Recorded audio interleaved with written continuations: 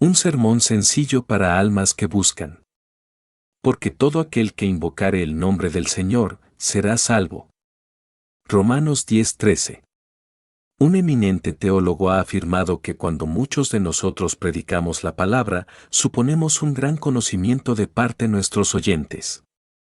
Muy a menudo, dice este teólogo, hay personas en la congregación que desconocen totalmente la grandiosa ciencia de la teología. Son perfectamente ignorantes de todo el sistema de la gracia y de la salvación.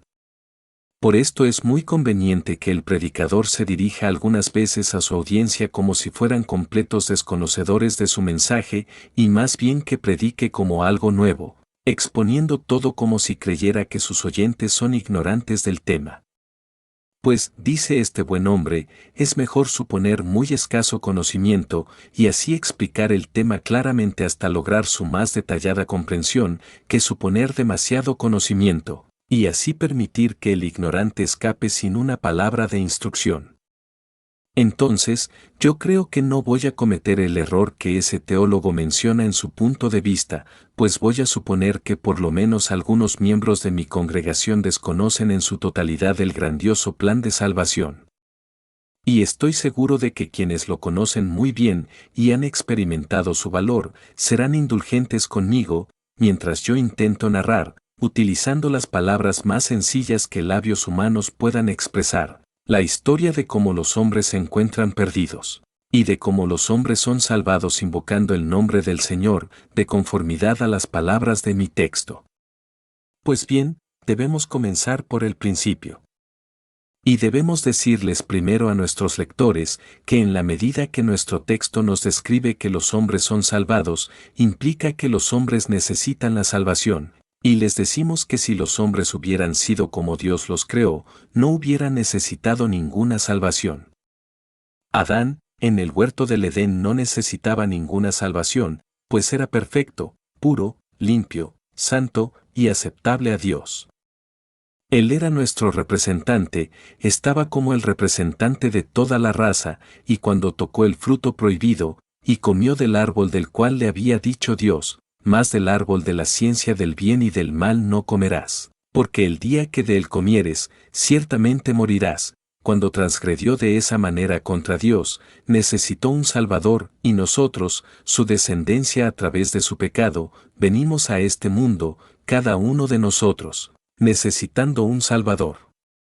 Nosotros, los que ahora estamos presentes, no debemos sin embargo culpar a Adán. Ningún hombre ha sido condenado hasta ahora únicamente por el pecado de Adán.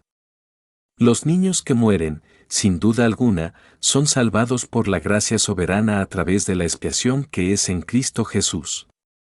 Tan pronto cierran sus ojos aquí en la tierra, puesto que son inocentes de todo pecado cometido por ellos, los abren de inmediato en la bienaventuranza del cielo. Pero ni tú ni yo somos niños. No necesitamos hablar ahora de los pecados de Adán. Nosotros tenemos nuestros propios pecados por los cuales responder, y Dios sabe que son suficientes. La Santa Escritura nos informa que todos nosotros hemos pecado, y estamos destituidos de la gloria de Dios, y la conciencia da testimonio de esa misma verdad. Todos nosotros hemos quebrantado los grandes mandamientos de Dios, y como consecuencia de ello, el Dios justo está obligado en justicia a castigarnos por los pecados que hemos cometido. Entonces, hermanos míos, es debido a que ustedes y yo hemos quebrantado la ley divina y estamos sujetos a la ira divina, que tenemos necesidad de misericordia. Por tanto, cada uno de nosotros, si cada uno de nosotros quiere ser feliz, si quiere habitar con Dios en el cielo para siempre, debe ser salvado.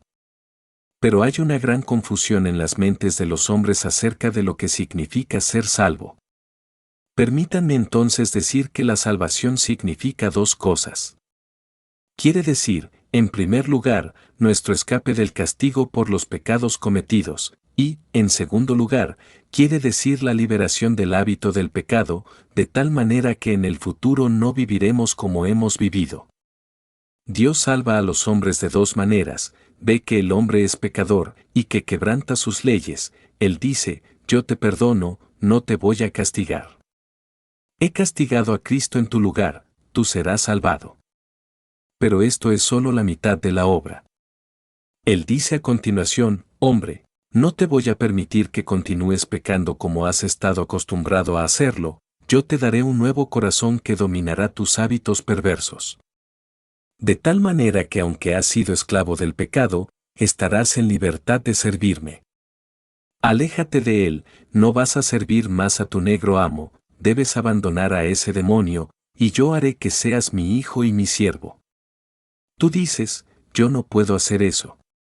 Vamos, yo te daré gracia para que lo hagas, te doy gracia para que abandones la borrachera, gracia para que dejes de jurar, gracia para que no profanes el domingo, yo te doy gracia para que corras por los caminos de mis mandamientos y para que descubras que esos caminos son deliciosos.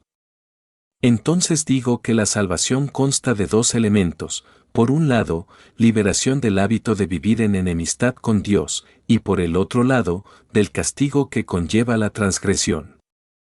El gran tema frente a nosotros hoy, sobre el cual trataré de insistir utilizando un lenguaje muy sencillo, evitando los vuelos de la oratoria de cualquier tipo es, ¿cómo pueden ser salvados los hombres? Esa es la única gran pregunta. Debemos recordar qué significa ser salvos. Significa ser hechos cristianos, tener nuevos pensamientos, nuevos corazones, y luego, tener un nuevo hogar a la diestra de Dios en la bienaventuranza eterna. ¿Cómo pueden ser salvos los hombres? ¿Qué debo hacer para ser salvo? Es un grito que está brotando aquí de muchos labios el día de hoy. La respuesta que da mi texto es esta: todo aquel que invocare el nombre del Señor, será salvo. Primero trataré de explicar un poco el texto, explicación. En segundo lugar, trataré de aclarar el texto en relación a algunos errores relativos a la salvación, que son muy populares, esta será refutación. Y luego, en tercer lugar, voy a enfatizar la utilidad de mi texto, eso será exhortación. Explicación, refutación, exhortación, ustedes recordarán los puntos, y que Dios los grabe en sus mentes. Y, entonces, en primer lugar, explicación. ¿Qué es lo que quiere decir aquí, invocar el nombre del Señor? Y yo tiemblo en este instante al tratar de explicar mi texto, pues siento que es muy fácil oscurecer el consejo con palabras sin sabiduría. En muchas ocasiones el predicador más bien oscurece la escritura mediante sus explicaciones en lugar de hacerla más luminosa. Muchos predicadores han sido como una ventana pintada, bloqueando el paso de la luz en lugar de facilitarlo. No hay nada que me confunda más y que ponga más a prueba mi mente que la respuesta a esa simple pregunta: ¿qué es la fe? ¿Qué es creer? ¿Qué es invocar el nombre del Señor?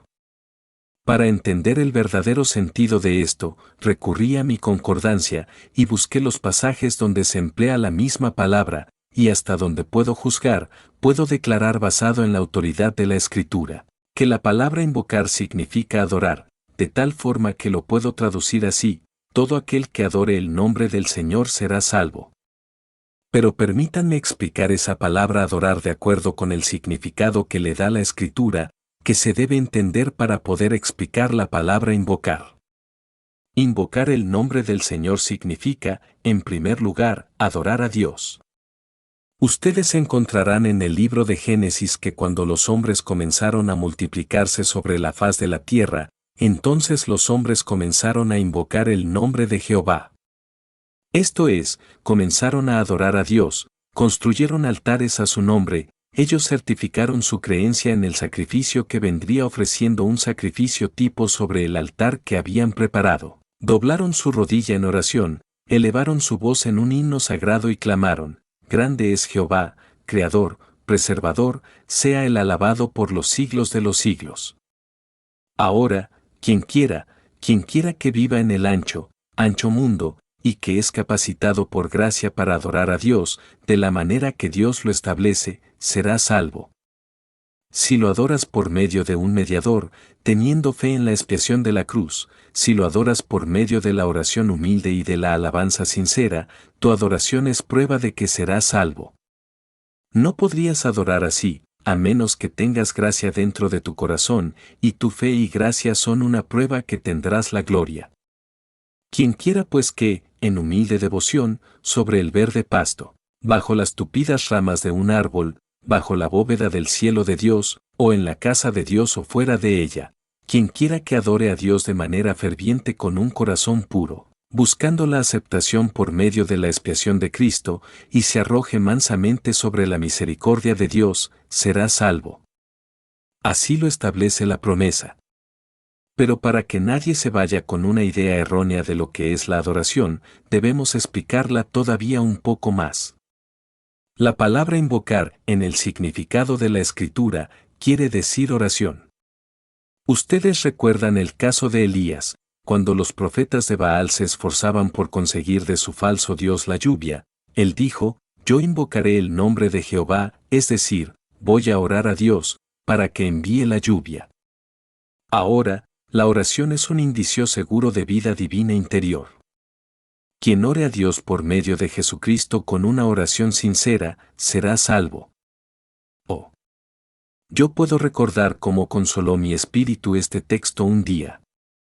Sentía el peso del pecado, y yo no conocía al Salvador, yo pensaba que Dios me aplastaría bajo su ira y me destruiría con su ardiente disgusto. Yo iba de una capilla a otra a oír la predicación de la palabra, pero jamás escuché una frase del Evangelio que, como este texto, me preservara del fin hacia el que me dirigía, la muerte motivada por la pena y el dolor. Fue esta una dulce palabra, todo aquel que invocare el nombre del Señor, será salvo. Bien, pensé, yo no puedo creer en Cristo como desearía, yo no puedo encontrar perdón, pero sé que invoco su nombre, sé que oro, y oro con gemidos y lágrimas y suspiros día y noche, y si me condenara, yo podría argumentar esa promesa, oh Dios, tú dijiste que el que invoque tu nombre será salvo, yo lo invoqué, ¿me arrojarás fuera? Yo ciertamente usé como argumento tu promesa, yo ciertamente elevé mi corazón en oración, ¿puedes tú ser justo y sin embargo condenar al hombre que realmente oró? Pero observa con atención ese dulce pensamiento, la oración es ciertamente la precursora de la salvación.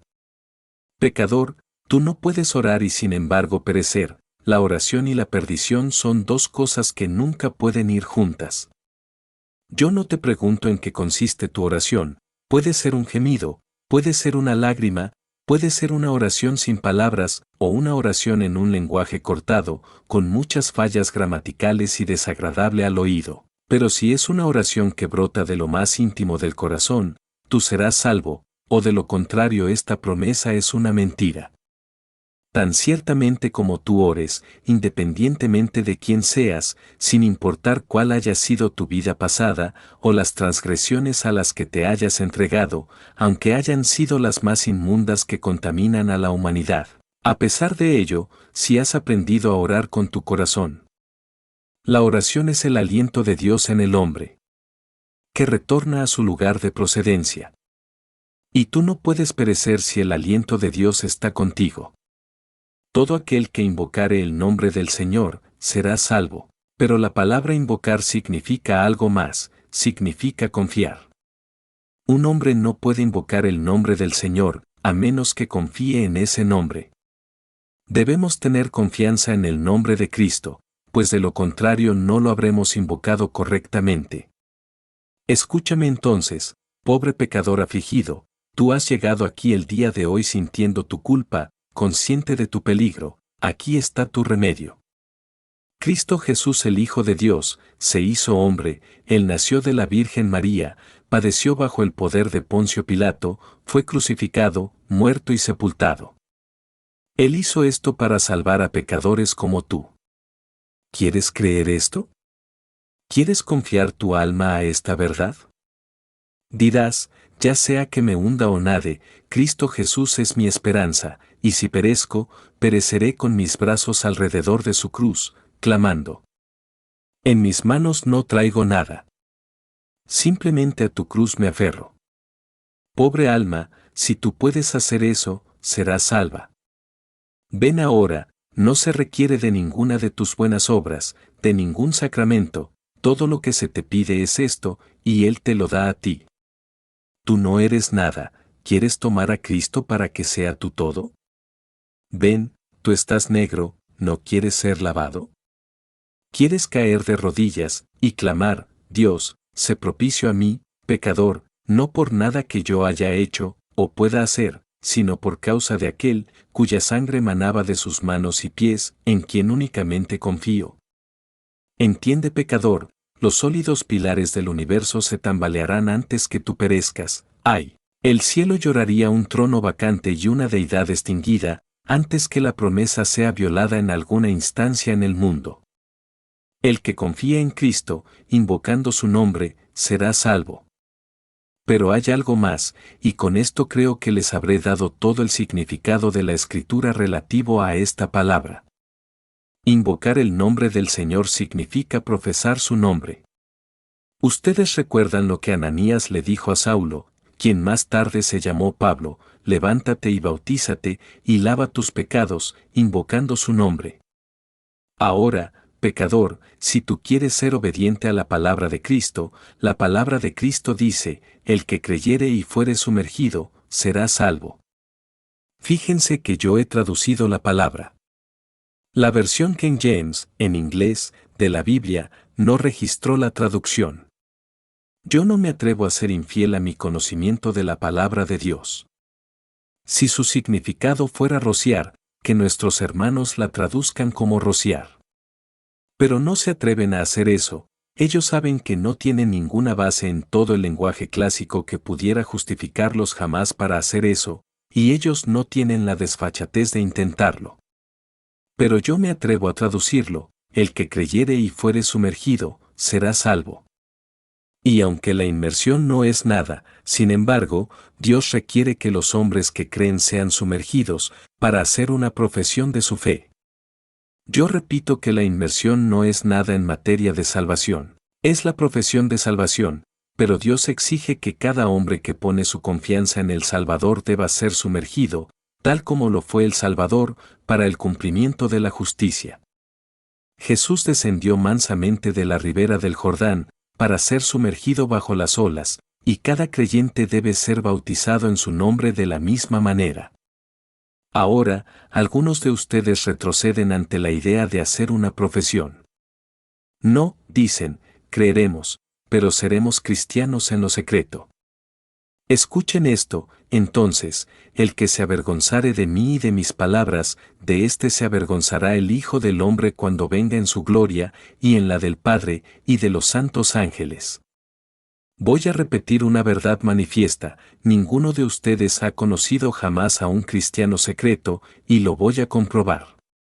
Pues si ustedes supieran que un hombre es un cristiano, ya no podría ser un secreto, pues si fuera un secreto, ¿cómo hubieran podido saberlo? Entonces, puesto que nunca conocieron a un cristiano secreto, no tienen ninguna justificación para creer que existe alguien así. Deben salir a la luz pública y hacer una profesión. ¿Qué pensaría la reina de Inglaterra de sus soldados si ellos juraran que son leales y honestos, y dijeran: Su Majestad, nosotros preferimos no usar estos uniformes, queremos vestir de civil? Somos hombres verdaderamente honestos y rectos, pero no queremos permanecer en sus filas, no queremos ser reconocidos como sus soldados, preferimos andar furtivamente en el campo enemigo, y en nuestro propio territorio, y no usar nada que nos señale como soldados suyos. Algunos de ustedes hacen lo mismo con Cristo. Ustedes van a ser cristianos secretos, no es cierto, y van a merodear furtivamente en el campamento del diablo y en el campamento de Cristo, sin que sean reconocidos por alguien. Bien, tienen que asumir el riesgo si quieren ser así, pero a mí no me gustaría correr ese riesgo. Es una amenaza solemne: de éste se avergonzará el Hijo del Hombre cuando venga en su gloria, y en la del Padre, y de los santos ángeles. Es algo solemne, digo, cuando Cristo afirma: el que no lleva su cruz y viene en pos de mí, no puede ser mi discípulo. Entonces, exhorto a cada pecador aquí, a quien Dios ha despertado para sentir la necesidad de un Salvador, a que obedezca el mandamiento de Cristo, tanto en este punto como en todos los demás. Oigan cuál es el camino de la salvación: adoración, oración, fe, profesión. Y la profesión, si los hombres quieren ser obedientes, si quieren seguir la Biblia, debe ser hecha a la manera de Cristo, mediante un bautismo en agua, en el nombre del Padre, del Hijo y del Espíritu Santo. Dios exige esto, y aunque los hombres son salvados sin ningún bautismo, y multitudes de personas vuelan al cielo sin haber sido lavadas jamás en la corriente, aunque el bautismo no salva, si los hombres quieren ser salvados, no deben ser desobedientes. Y si Dios da un mandamiento, yo debo obedecerlo. Jesús dijo, id por todo el mundo y predicad el Evangelio a toda criatura. El que creyere y fuere bautizado, será salvo, mas el que no creyere, será condenado. Esta es entonces la explicación de mi texto. Ningún ministro de la Iglesia puede objetar mi interpretación. La Iglesia de Inglaterra cree en la inmersión.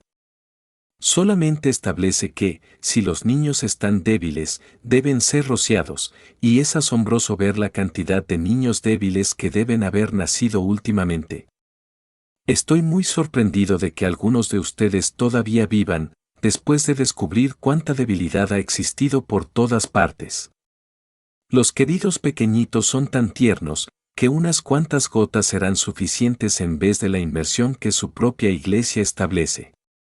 Quisiera que todos los ministros anglicanos fueran mejores hombres de iglesia. Si quisieran ser más consistentes con sus propios artículos de fe, serían más consistentes con la Escritura. Y si fueran un poquito más consistentes con las reglas de su propia iglesia, serían un poco más consistentes con ellos mismos. Si sus hijos están enfermos, ustedes pueden permitir que sean rociados, pero si ustedes son buenos miembros de la iglesia los bautizarán por inmersión, si los niños pueden soportarlo. 2. Y ahora, el segundo punto es refutación. Hay algunos errores populares con relación a la salvación, que necesitan ser enfrentados mediante la refutación. Mi texto dice, todo aquel que invocare el nombre del Señor, será salvo. Ahora, una idea que entra en conflicto con mi texto es esta, que los sacerdotes o los ministros son absolutamente necesarios para ayudar a los hombres en la salvación. Esa idea es muy prevaleciente en algunos otros círculos además de la Iglesia Católica, son muchos, hay, tal vez demasiados, los que convierten al ministro de una iglesia independiente en su sacerdote, de la misma manera que el católico hace de su sacerdote su mediador. Son muchos los que se imaginan que no se puede alcanzar la salvación excepto de una manera misteriosa e indefinible, y el ministro o el sacerdote están involucrados en ella. Escuchen entonces, si nunca hubieran visto a ningún ministro en su vida, si nunca hubieran escuchado la voz del obispo de la iglesia o de algún anciano de la misma, pero invocaran el nombre del Señor, su salvación sería tan segura con ellos como sin ellos. Los hombres no pueden invocar a un Dios que no conocen.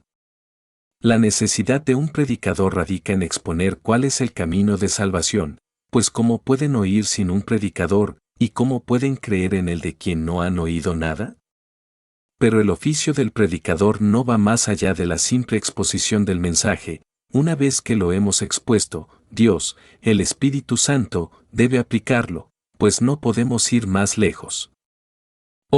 Cuídense de las maquinaciones sacerdotales, de las astucias humanas, de las intrigas ministeriales y de las artimañas clericales. Todo el pueblo de Dios está formado por clérigos, todos somos cleros de Dios, todos somos su clero, si hemos sido ungidos con el Espíritu Santo y somos salvos. Nunca debió existir una distinción entre clero y laicos. Todos los que amamos al Señor Jesucristo formamos parte del clero, y ustedes son tan capaces de predicar el Evangelio, si Dios les ha dado esa habilidad y los ha llamado a ese ministerio, como cualquier otro hombre pudiera hacerlo. No se requiere ninguna mano sacerdotal, ninguna mano presbiteriana, que significa sacerdotal, no es necesaria ninguna ordenación de hombres, nos basamos en el derecho humano de exponer aquello en lo que creemos, y también nos basamos en el llamamiento del Espíritu de Dios en nuestro corazón que nos ordena testificar su verdad. Pero, hermanos míos, ni Pablo, ni un ángel del cielo, ni Apolos, ni Cefas, pueden ayudarles en la salvación.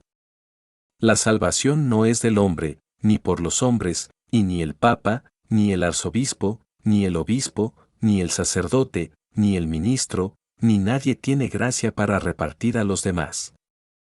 Cada uno de nosotros debe recurrir a la fuente, argumentando esta promesa: todo aquel que invocare el nombre del Señor, será salvo. Si yo fuera encerrado en las minas de Siberia, donde no pudiera oír el Evangelio, pero yo invoco el nombre de Cristo, el camino es tan recto sin el ministro como con él, y la senda al cielo es tan directa desde las selvas del África y desde las cuevas de la prisión y del calabozo, como lo es desde el santuario de Dios. Sin embargo, todos los cristianos aman el ministerio para edificación, mas no para salvación, aunque no confían ni en el sacerdote ni en el ministro. A pesar de eso, la palabra de Dios es dulce para ellos, y cuán hermosos son los pies de los que anuncian la paz, de los que anuncian buenas nuevas. Otro error muy común es que un buen sueño es la cosa más espléndida para salvar a la gente. Algunos de ustedes desconocen hasta qué punto prevalece este error, yo sí lo sé. Muchas personas creen que, si tú sueñas que ves al Señor en la noche, serás salvo, y si lo puedes ver en la cruz, o si piensas que has visto algunos ángeles, o si sueñas que Dios te dice, estás perdonado, todo está bien, serás salvo. Pero si no tienes un sueño muy agradable, no puedes ser salvo. Eso es lo que piensan algunas personas.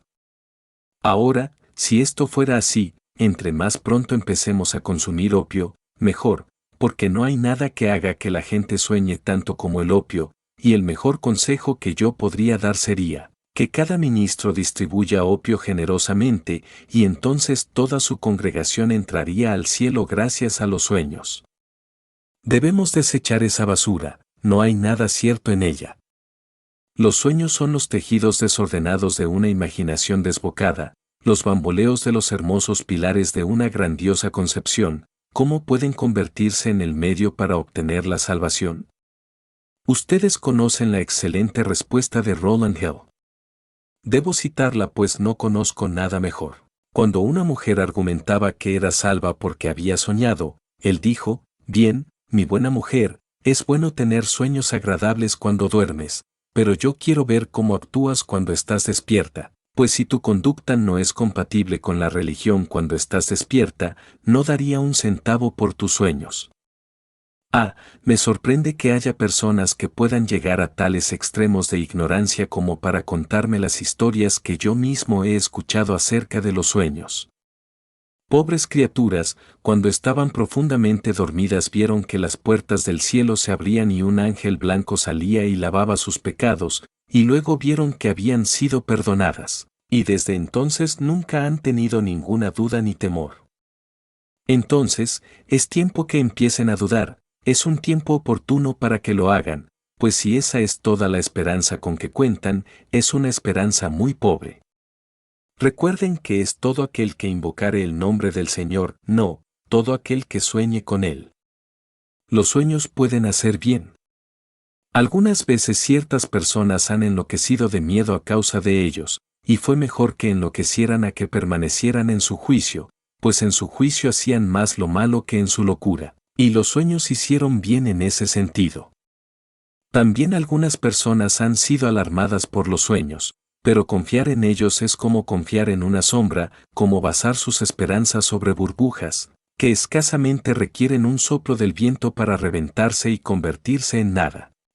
Recuerden que no necesitan ninguna visión, ni ninguna aparición maravillosa. Si han tenido alguna visión o algún sueño, no necesitan despreciarlos, pueden haberles beneficiado, pero no confíen en ellos. Pero si no han tenido ningún sueño, recuerden que la promesa radica únicamente en invocar el nombre de Dios. Y ahora, una vez más, hay otras personas, un tipo de gente muy buena, que han estado riéndose mientras yo hablaba acerca de los sueños, y ahora nos toca a nosotros reírnos de ellos. Hay algunas personas que piensan que deben tener sentimientos de tipo maravilloso, pues de lo contrario no pueden ser salvos, algunos pensamientos sumamente extraordinarios, tales como no los han tenido nunca antes, pues de lo contrario ciertamente no pueden ser salvos. Una vez, una mujer me solicitó que la admitiera a la membresía de la iglesia. Yo entonces le pregunté si había tenido un cambio de corazón. Ella respondió, «Oh, sí señor, ¿qué cambio?» Usted sabe, dijo, lo sentí atravesando mi pecho de una manera tan especial, señor, y cuando estaba orando un día sentí algo que no podía identificar, me sentí tan diferente. Y cuando fui a la capilla, señor, una noche, al salir me sentí tan diferente de lo que había sentido hasta ese momento, tan ligera. Sí, le respondí, ligera de cabeza, mi querida alma, así es como se sintió usted, pero nada más, me temo. La buena mujer fue muy sincera, ella pensó que había sido convertida porque algo había afectado sus pulmones, o había sacudido de alguna manera su cuerpo físico. No, oigo decir a alguien, la gente no puede ser tan estúpida como para eso. Les aseguro que si pudieran leer los corazones de la congregación aquí presente, descubrirían que cientos de personas no tienen una mejor esperanza para llegar al cielo que esa, pues me estoy refiriendo en este momento a una objeción muy popular. Yo pensé, me dijo alguien un día, yo pensé cuando me encontraba en el jardín, que ciertamente Cristo podía quitarme los pecados tan fácilmente como Él podía desplazar las nubes. Sabe, Señor, en un instante o dos la nube había desaparecido y el sol estaba brillando. Pensé, el Señor está borrando mi pecado. Tú dices que un pensamiento tan ridículo como ese no puede ocurrir a menudo. Pues déjame decirte que sí ocurre y muy a menudo, por cierto. La gente llega a suponer que lo más absurdo del mundo es una manifestación de la gracia divina en sus corazones. Sin embargo, el único sentimiento que quiero sentir jamás es justamente este, quiero sentir que soy un pecador y que Cristo es mi Salvador. Ustedes pueden quedarse con sus visiones, sus éxtasis, sus raptos y bailes, el único sentimiento que deseo tener es el de un profundo arrepentimiento y una fe humilde, y si tú tienes eso, pobre pecador, eres salvo. Algunos de ustedes creen que antes que puedan ser salvos debe darse un tipo de choque eléctrico, algo maravilloso que debe traspasarlos desde la coronilla hasta la planta del pie. Ahora escuchen esto, cerca de ti está la palabra, en tu boca y en tu corazón. Esta es la palabra de fe que predicamos, que si confesares con tu boca que Jesús es el Señor y creyeres en tu corazón que Dios le levantó de los muertos, serás salvo. ¿Qué pretendes con toda esta insensatez de sueños y de pensamientos sobrenaturales? Todo lo que se requiere es que como un pecador culpable debes venir y descansar en Cristo. Hecho eso, el alma está segura, y todas las visiones del universo no le podrían dar mayor seguridad. Y ahora, tengo un error más que debo tratar de rectificar. Entre la gente muy pobre, y yo he visitado a algunos de ellos, y sé que lo que digo es verdad, y algunos de ellos están aquí presentes, y a ellos me estoy dirigiendo, entre la gente muy pobre y sin educación, hay una idea muy prevaleciente que de alguna manera u otra la salvación está conectada con saber leer y escribir. Ustedes tal vez se rían, pero yo sé que es cierto. A menudo una pobre mujer me ha dicho, «Oh, Señor, esto no es bueno para pobres criaturas ignorantes como nosotros, no hay esperanza para mí, Señor, yo no puedo leer». ¿Sabe, Señor, que no puedo leer ni una sola letra? Pienso que si pudiera leer un poquito podría ser salva, pero, ignorante como soy, no sé cómo puedo ser salva, pues yo no tengo entendimiento, Señor. Yo he encontrado esto también en los distritos rurales, entre gente que podría aprender a leer si quisiera. Y todos podrían aprender, a menos que sean perezosos. Y sin embargo continúan fríos de indiferencia con relación a la salvación, bajo la noción que el ministro puede ser salvado, pues lee muy bien un capítulo de un libro, que el oficinista puede ser salvado, pues dice amén, también, que el hacendado puede ser salvo, pues sabe muchísimo, y tiene muchos libros en su biblioteca, pero que ellos no podrían ser salvos, pues ellos no saben nada, y por lo tanto eso es imposible para ellos. Ahora, ¿hay alguien así aquí presente el día de hoy? Le voy a hablar con toda claridad. Mi querido amigo, tú no necesitas saber mucho para ir al cielo. Yo te recomendaría que aprendas lo más que puedas, no seas negligente en cuanto al aprendizaje. Pero con relación a ir al cielo, el camino es tan sencillo, que el que anduviere en este camino, por torpe que sea, no se extraviará. Sientes que has sido culpable, que has quebrantado los mandamientos de Dios, que no has guardado el domingo, que has tomado su nombre en vano, que no has amado a tu prójimo como a ti mismo, ni a tu Dios con todo tu corazón? Bien, si lo sientes, Cristo murió por gente como tú, Él murió en la cruz, y fue castigado en tu lugar, y Él te pide que lo creas. Si quieres oír más acerca de esto, ven a la casa de Dios y escucha, y vamos a tratar de guiarte a algo más. Pero recuerda que todo lo que necesitas saber para llegar al cielo son estas dos cosas, pecado y Salvador. ¿Sientes tu pecado? Cristo es tu Salvador, confía en Él. Pídele a Él, y tan cierto como que estás aquí presente ahora, y que yo te estoy hablando a ti, tú estarás un día en el cielo. Te diré 2 oraciones para que ores. Primero, di esta oración: Señor, muéstrame cómo soy. Esa es una oración sencilla para ti. Señor, muéstrame cómo soy, muéstrame mi corazón, muéstrame mi culpa, muéstrame el peligro en que estoy. Señor, muéstrame cómo soy. Y cuando hayas dicho esa oración, y Dios la haya respondido, y recuerda, Él escucha la oración, cuando Él la haya respondido, y te haya mostrado cómo eres, aquí tengo otra plegaria para ti: Señor, muéstrate a mí. Muéstrame tu obra, tu amor, tu misericordia, tu cruz, tu gracia.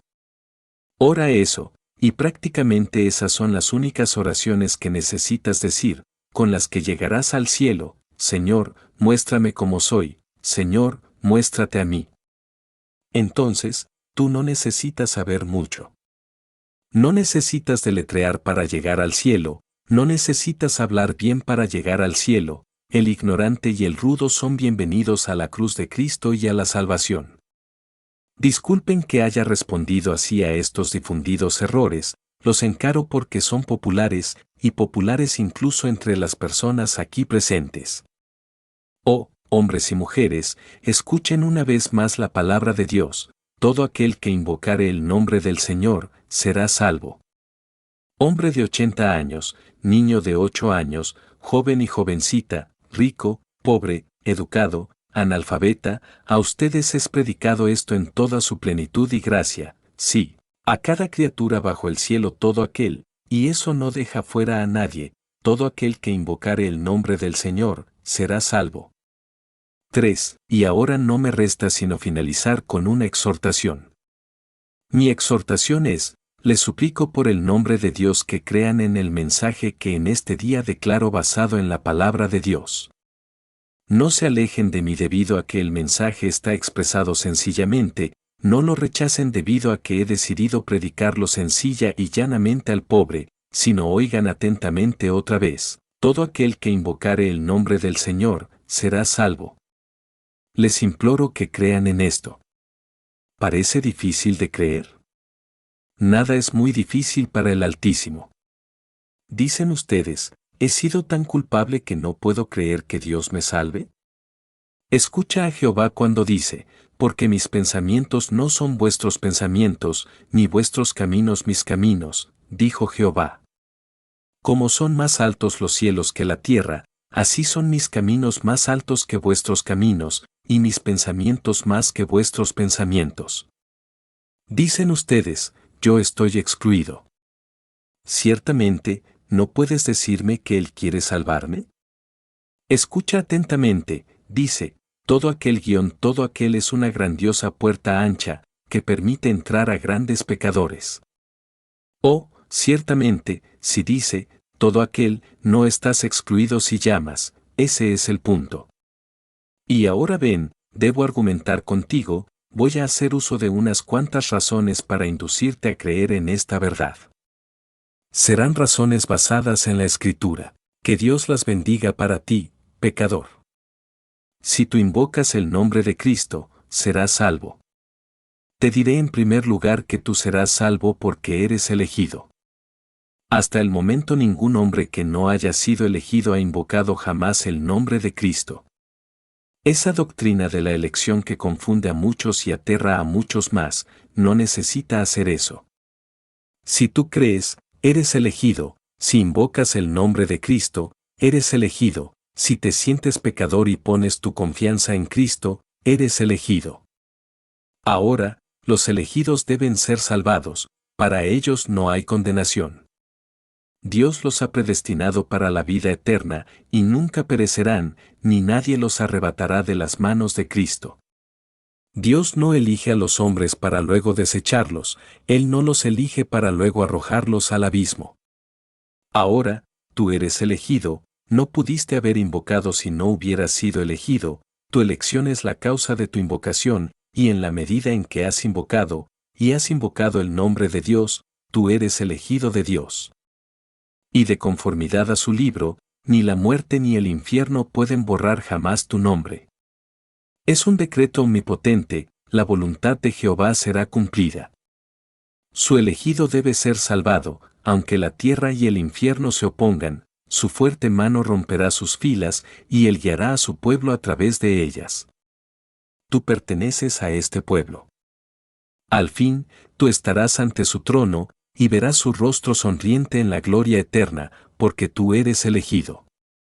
Ahora, otra razón. Si tú invocas el nombre del Señor serás salvo porque tú eres redimido.